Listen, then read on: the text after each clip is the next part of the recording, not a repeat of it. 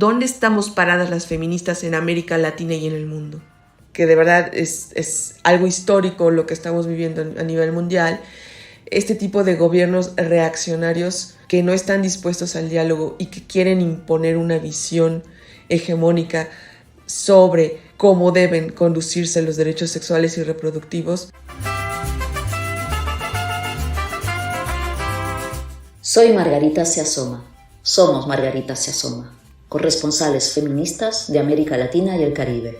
Una producción de Marea, Género, Artes y Humanidades, Asociación Civil. Les invitamos a escuchar el podcast de manera gratuita y luego calificar, comentar y compartir con compañeras y compañeros para que todas y todes podamos estar informadas e informades. Recuerden siempre, no somos anónimas, somos Margaritas.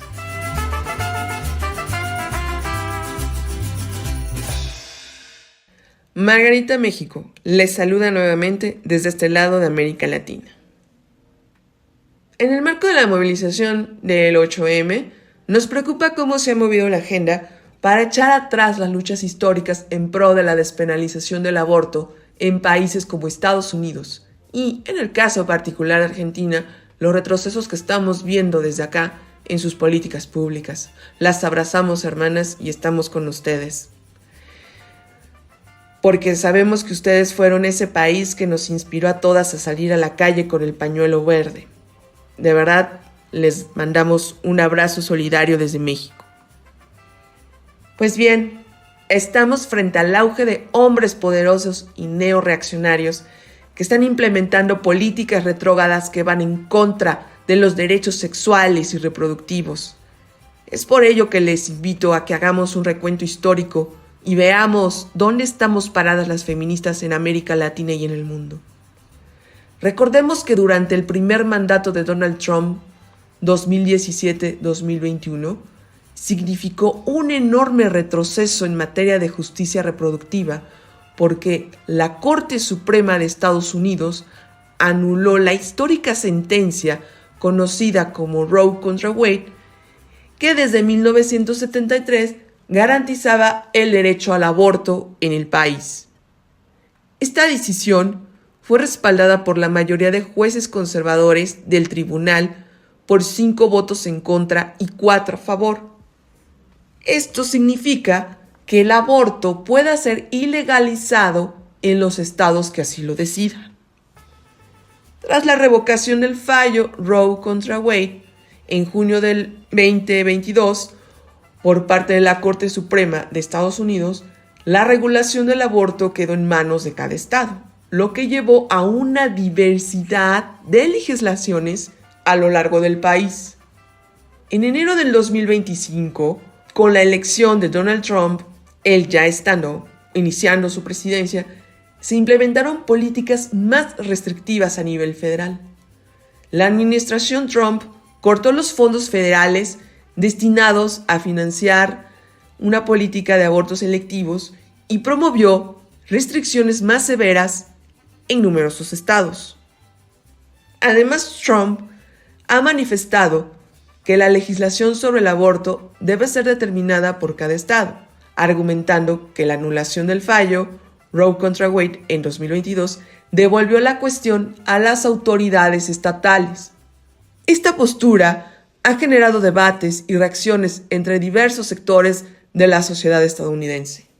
Actualmente la política pública sobre el aborto en Estados Unidos es heterogénea, con estados que han implementado prohibiciones o restricciones significativas, mientras que otros han protegido el derecho al aborto en sus constituciones estatales. Este panorama refleja una profunda división en el país respecto a los derechos reproductivos y la autonomía de las mujeres. En el caso de Argentina, la ley número 27.610, sancionada en diciembre del 2020, garantiza el derecho al aborto legal y gratuito hasta la semana 14 de gestación. Sin embargo, desde la asunción del presidente Javier Milei en diciembre del 2023, se han implementado medidas que afectan el acceso a servicios de salud reproductiva y sexual. El gobierno ha eliminado políticas estatales de control de natalidad y salud sexual delegando estas responsabilidades a las provincias para reducir el gasto público. Esta decisión ha provocado una disminución en la distribución de anticonceptivos, afectando especialmente a las provincias más pobres y poniendo en riesgo los avances en la reducción de embarazos adolescentes y la mortalidad materna. Además, en febrero de 2024, la diputada Rocío Bonassi, del partido oficialista La Libertad Avanza, presentó un proyecto para derogar la ley 27.610 y penalizar el aborto en todos los casos, incluyendo violación y riesgo para la vida de la madre. Este proyecto generó controversia debido a la falsificación de firmas de otros legisladores, lo que llevó a su retiro y a debates internos en el partido. Estas acciones han suscitado preocupación entre activistas y organizaciones de derechos humanos, quienes advierten sobre un retroceso en los derechos reproductivos y de género en Argentina. En febrero de 2025, miles de personas participaron en la Marcha Federal del Orgullo Antifascista y Antirracista, en rechazo a las declaraciones del presidente Milei en Davos, donde vinculó a la comunidad LGBT queer con la pedofilia y criticó las políticas de género y el feminismo. En resumen, aunque el aborto sigue siendo legal en Argentina, según la ley, las recientes políticas del gobierno de Javier Milei han dificultado el acceso a servicios de salud sexual y reproductiva, generando preocupación por un posible retroceso en los derechos adquiridos en los últimos años. Ahora, vayamos a la coordenada mexicana. Pues bien, México se caracterizó por ser uno de los países que iba al último en materia de despenalización del aborto. Me refiero al último porque poco se hacía en materia de política pública, pero eso no significa que no se haya dado una lucha a lo largo del siglo XX, pues esta la encontramos a principios. Tomó mayor fuerza en la segunda mitad del siglo XX y principios del XXI. Todo esto comienza en la década de 1930, con la influencia de los movimientos feministas y socialistas. Comenzaron a discutir reformas para legalizar el aborto en ciertos casos, aunque no tuvieron éxito. Pero de 1930 hasta el año 1974, tras la reforma constitucional al artículo 4, que reconoció la igualdad entre mujeres y hombres, en esa coyuntura, los grupos feministas comenzaron a exigir derechos sexuales y reproductivos más amplios, pero tampoco prosperó. En los años 90, las organizaciones feministas presionaron para que el aborto fuera un derecho legal en caso de violación, malformaciones fetales y peligro para la vida de la madre. En el año 2000, el gobierno de la Ciudad de México permitió la interrupción del embarazo en casos específicos.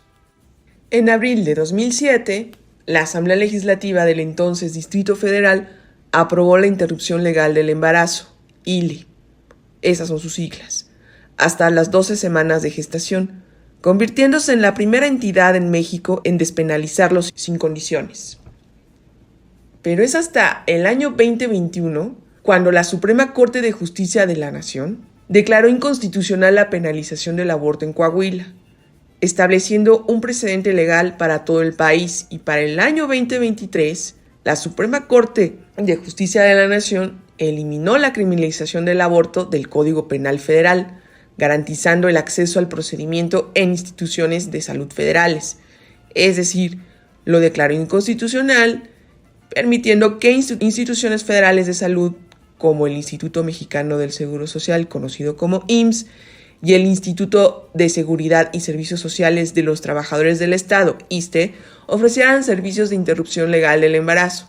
Como podemos ver, en México se ha avanzado en la despenalización del aborto en más de 20 de los 32 estados del país, tan solo del año 2021 al 2025. Es muy poco el tiempo frente a lo que se logró en 2007. ¿Y en qué consistió esta apertura? Pues en que los servicios de interrupción del embarazo estén de alcance para los trabajadores del Estado, ¿no? Algo que no había ocurrido en gobiernos anteriores. Aunque la Suprema Corte de Justicia de la Nación ha establecido precedentes importantes como los que ya mencionamos, Algunos estados mantienen legislaciones que penalizan el aborto, lo que genera disparidades en el acceso a servicios de salud reproductiva. Por ejemplo, el año pasado, en Querétaro, uno de los estados más conservadores del país, en el 2024, una adolescente de 14 años fue acusada de homicidio tras sufrir un aborto espontáneo, evidenciando la persistencia de prácticas de criminalización en ciertas regiones. O sea, sí, hay mucha despenalización en nuestro Código Penal Federal, pero apenas el año pasado tuvimos este caso tan aberrante. En fin, espero haber dado un contexto sobre cómo se están posicionando estos hombres poderosos que no están teniendo ningún tipo de contrapeso porque no están queriendo dialogar con las organizaciones de la sociedad civil, con los otros partidos, los partidos de oposición. El diálogo se ha cerrado, están en una postura de no diálogo, de no escuchar, sino de imponer una visión que creíamos que habíamos enterrado, ¿no? Por eso, analizar cómo se están dando estos avances y ascensos de gobiernos neorreaccionarios como el de Donald Trump en Estados Unidos y Javier Milei en Argentina, la lucha feminista debe repensarse en una articulación amplia por la defensa de los derechos sexuales y reproductivos conquistados y acuerpar aquellas que los están perdiendo. En ese sentido, nos gustaría citar a Aide García Hernández, directora en El País, directora de Católicas por el Derecho a Decidir. Es una organización latinoamericana líder en derechos reproductivos como el aborto, en la que ella muy atinadamente nos dice, ¿no?, cómo México puede posicionarse como un referente progresista en Latinoamérica ante el auge de políticas y grupos conservadores tras el regreso de Donald Trump a la presidencia de Estados Unidos. Si bien esta referencia la tuvo, o la sigue teniendo, ¿no?, Argentina, el problema es cuando llegan este tipo de gobiernos que de verdad es algo histórico lo que estamos viviendo a nivel mundial, este tipo de gobiernos reaccionarios que no están dispuestos al diálogo y que quieren imponer una visión hegemónica sobre cómo deben conducirse los derechos sexuales y reproductivos. Ahí sí necesitamos hacernos un llamado entre nosotras, las mujeres, las feministas, todas aquellas que salimos a las calles, a analizar de qué manera podemos hacer frente a gobiernos que están teniendo eco en sociedades, en grupos que creíamos que eran minoría, pero no, esos grupos conservadores que están proponiendo una sociedad más conservadora en la forma de relacionarse hombres y mujeres o las diferencias, creíamos que eran los menos y que nosotros que habíamos avanzado tantísimo en las primeras 2 décadas del milenio, pues ahora estos avances que vienen de luchas atrás del siglo XX y que por fin los estábamos viendo concretarse de una manera más sólida, con políticas públicas, con legislaciones, con decretos. Ahora esto se está pulverizando en ciertos países de la región y ahí el llamado es, ¿qué vamos a hacer? Las que poco a poco, como México, han ido avanzando en materia de despenalización del aborto y las que lo están perdiendo, incluso en los países que se dicen los libertadores o los demócratas del mundo. ¿Cómo podemos rearticularnos? Pues creo que es una tarea no solo para el día del 8M, sino más bien pues a largo plazo, ¿no? Porque a medida que este tipo de gobiernos neorreaccionarios vayan en ascenso y vayan contagiando a otros países, pues entonces sí estamos en riesgo de ir perdiendo poco a poco lo que hemos ganado en décadas.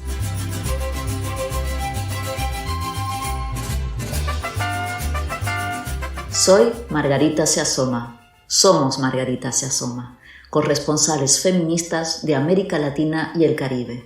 Una producción de Marea, Género, Artes y Humanidades, Asociación Civil, en red con La Lupa Nicaragua y Emancipa Paraguay.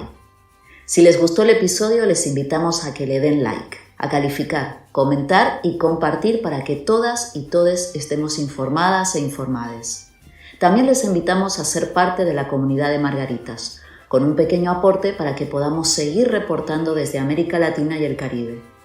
Todos los links del podcast están en las redes de margaritasiasoma.podcast.